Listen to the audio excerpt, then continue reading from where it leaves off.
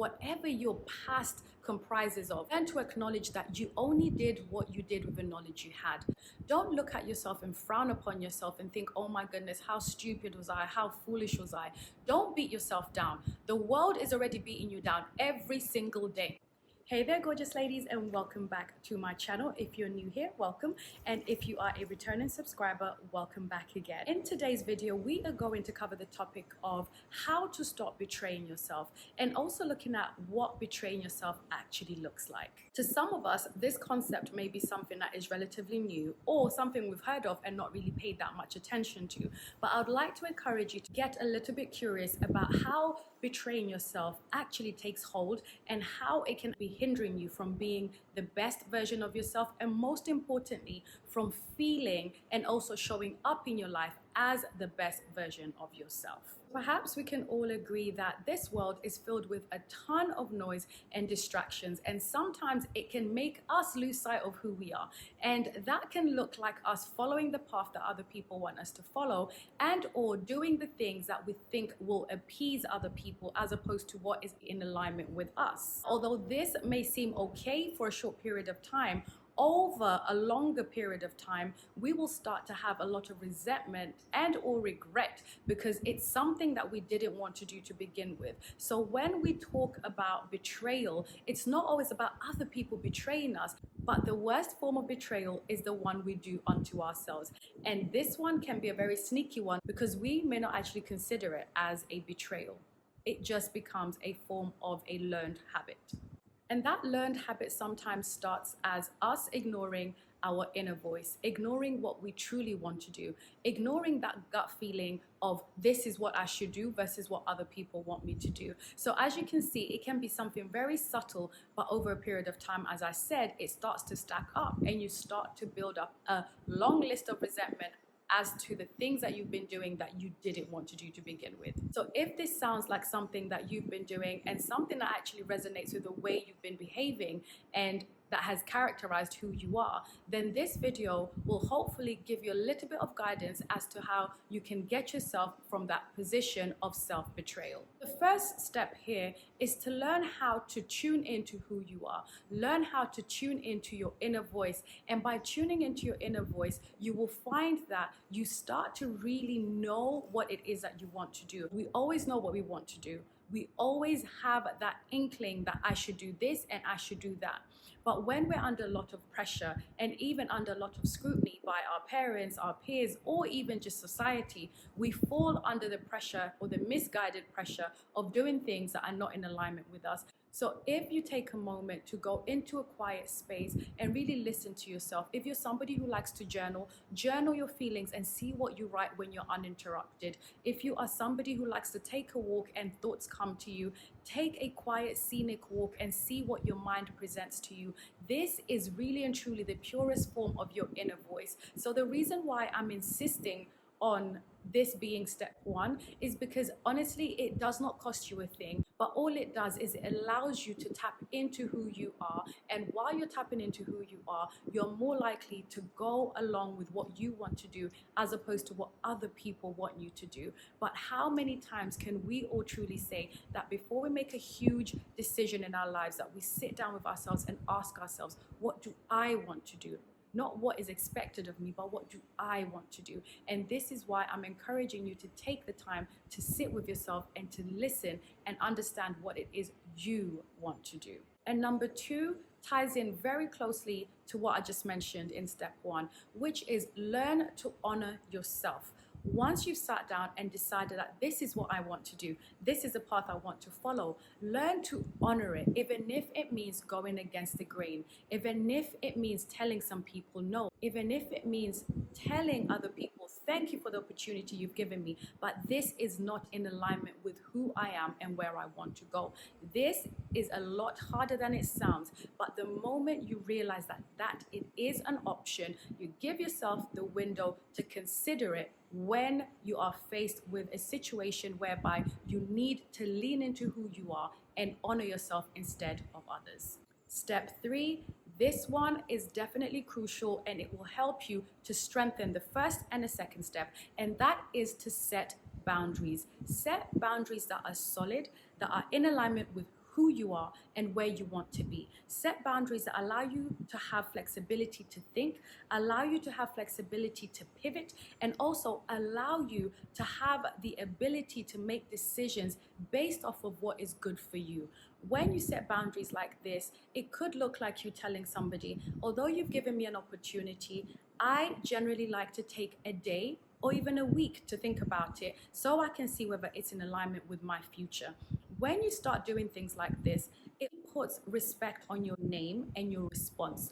Because if you're somebody who's always saying yes without having a second thought, a yes man or a yes woman, you're always saying yes, you never think about it, they know that you're somebody who is likely to be swayed. But when you take time to think about it and actually put it on the table that one of my personal boundaries for myself in making a decision is that I need to think about it, I need to process it, it adds value to your decision. It adds value to your answer. So do not be afraid to push back respectfully and let people know that these are my boundaries. And because of my boundaries, you will have to give me some time. If that is an option, then you can exercise that option. So set boundaries in whichever way that looks like for you. There are multiple videos out there, also here on YouTube, that talk at length about setting boundaries. And I also have one here on my channel that you can start to exercise your right. You can start to exercise your ability to make decisions, informed decisions in your own time.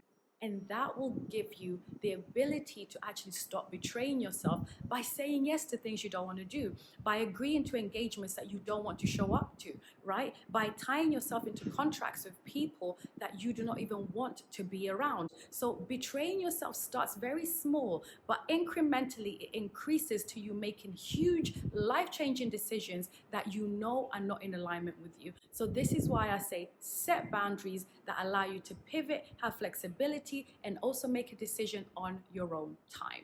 Number 4, prioritize self-care. This is a theme in all of my videos, and it's for a very good reason.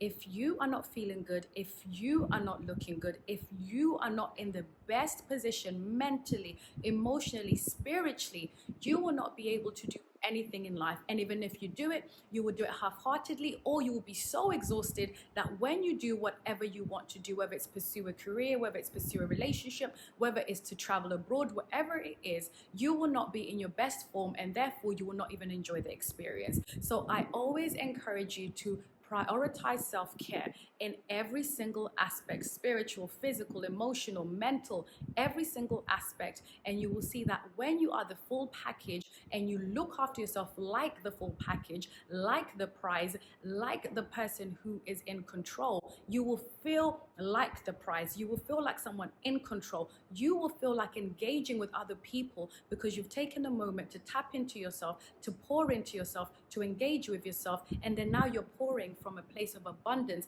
as opposed to pouring from a place of depletion. Even if you hear me saying this once, twice, 10 times, every time you hear me saying that, remind yourself, I need to prioritize me. Because if I don't prioritize me, who will prioritize me? Now, step 5, it's all about practicing self-acceptance.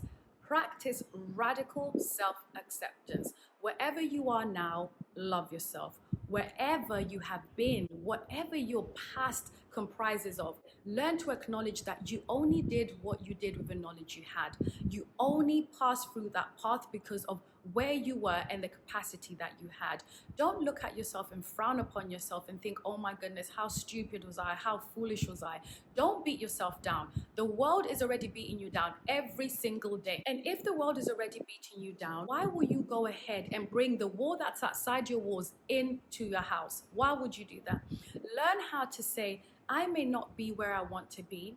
I may not look like what I want to look like right now. My finances may not be where I want them to be right now. My friend circles and even my family may not be how I want it to be right now. However, the fact that I know I have the ability to make a change allows me to accept myself wholeheartedly, and it also allows me to shape and make plans and make moves to move accordingly to the life that I desire. So allow yourself to accept yourself, your imperfections, the things you love, the things that are quirky, the things people consider weird, maybe your quirky laugh. Always remember there's a beauty in every single one of us. It's just a case of the perception that we have. So please learn how to practice radical self-acceptance, and other things will fall into place. When you love yourself and you accept yourself, let me tell you something. It's difficult for somebody else to come from the outside and penetrate the walls that you have built around yourself, filled with love, filled with compassion, filled with encouragement, and try and bring you down. The only reason people are able to break through those walls is when we have cracks of insecurity, we have cracks of denial, we have cracks of lack of self-acceptance. And then when they penetrate through that, you accept it and you take it as gospel because you yourself have already knocked yourself down a peg. So they're just coming to confirm it for you. But when you affirm yourself and confirm to yourself that you are worth the value, you are worth the opportunities, you are worth the love, you are worth the right information that will get you to the right place. So I want you to practice radical self-acceptance. And naturally, this will stop you from betraying yourself, because when you love yourself, you do things that honor you and that add value to you instead of deducting it from you. And number 6, which ties in very closely with number 5, it's about being as authentic as you humanly can. Whatever authenticity looks like to you and for you, lean into it, because you're one of one, there are no copies. If you learn how to lean into your authenticity, there's nobody that can come and try and clown you, because you are being yourself and you are standing in a position of power, which is showing up as yourself and being yourself. There's so many copycats out there. By you trying to be somebody else, you are not helping the plight of the world, because we need people who are individualistic in their characteristics, in their thinking, and also in their presenting. So if and where you can, and if you catch yourself being inauthentic to yourself, that is also a form of self-betrayal, and you need to catch that at the door.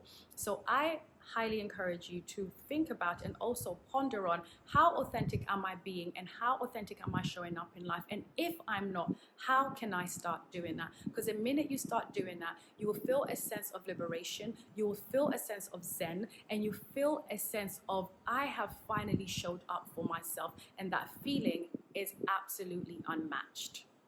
Number 7, work on your self-confidence. Really cultivate it, develop it, and understand what it means to be confident in your own shoes. What strengths do you have that can amplify your personality? Which weaknesses do you have that you need to work on so you can be even more confident? Also, what are your quirky traits that really and truly are the icing on top of the cake that you need to lean into instead of shying away from? Confidence can show up in the way you speak. Confidence can show up in the way you poise yourself. Confidence can show up in how calm you are. Confidence, again, isn't always loud and audacious. Sometimes it is cool, calm, and collected. So which one do you lean towards? I want you to really understand what confidence is, and then understand how it looks like in you, so that you don't start mirroring what other people do, because in doing that, again, you're being inauthentic and you now start betraying yourself. And that's why you find a lot of people who pretend to be confident because they're mirroring other people. When that veil finally falls, you see them for who they are. And to be honest, most people naturally, it's human nature to then start thinking, well, you're a fraud, because really and truly, the confidence that you were showing wasn't you to begin with. Can I even trust you? But when you are leaning into your level of confidence, whatever that looks like, whether it's loud and audacious, whether it's cool, calm, and collected, whether it's a little bit in the middle where you kind of are an introvert and an extrovert, what do we call it? An ambivert, right? Whatever that might be yourself and cultivate your own sense of confidence, because this in itself will allow you to no longer betray yourself, because you always stand from a point of truth and honoring yourself. So I will not labor the point, but I really and truly hope that you've taken something away from this video. You can now start to see when traits of betraying yourself show up in your life. When you start leaning into betraying yourself, you can see how that looks like. You can see how it feels like. And when you start to notice it, learn how to stop it at the door. Go into your quiet space, start to journal, speak to a trusted friend and ask them how they think you are showing up, because sometimes these are things that we are not able to see for ourselves, and you may need to have a second or a third party work with you to help you stop these self-betraying habits. And don't feel guilty if you're doing it. Again, none of us are perfect. We are all perfectly imperfect, and every day is a school day. Hence why I post this video, so we can all learn together. There's some things on this list that I still do today, and I try my level best when I catch it to try and pivot and change the way I'm doing things. When you are aware of a problem, the next thing is to find a solution. And when you have found a solution, it's a case of practicing and practicing until it becomes second nature. So don't be disheartened. These are things that most of us pass through and are still passing through right now. We're in this together, and I hope that one day you can come back to this video and write in the comment section that I used to betray myself all the time and I never used to know all of these traits actually existed, but now that I see it, I've improved and I feel better about myself, and my life looks better as a result of the changes. So until next time, my lovelies, don't forget to like, share, and subscribe, and send this video to somebody who needs to see it, and you can find more videos like it somewhere up here.